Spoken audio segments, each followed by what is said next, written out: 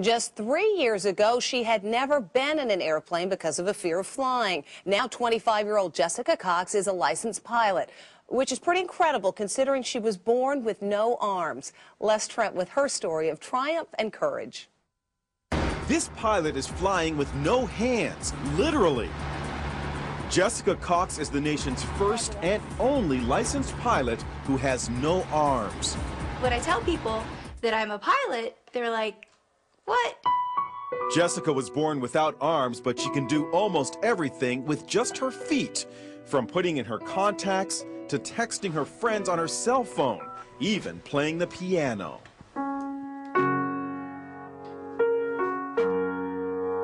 Jessica has a black belt in Taekwondo. She makes a living as a motivational speaker, but always had a fear of flying.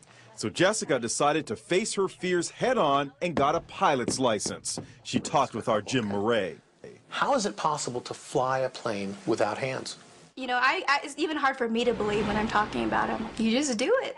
Jessica invited us up for a spin high above the Arizona desert. Her lucky flying shirt reads, "Look, Ma, no hands." She showed us how she controls her plane. And I would have my right foot right here on the yoke and my left foot here on the throttle. And I'm using my big toe to push on the push-to-talk switch. So you feel perfectly safe? I do, yes. Is there any issue of safety at all? You know, there's not. After, an hour, just like driving with her in a car, after an hour or so, you don't even really realize she has no arms. Our cameras were mounted inside the small plane to see Jessica in action. Watch as she takes off. Jessica uses her left foot to control the throttle.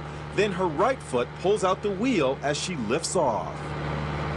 It looks scary, but she does it like a pro. And watch, after she makes a picture-perfect landing, she stretches her leg and opens the cockpit windows. How was the flight? That was fun.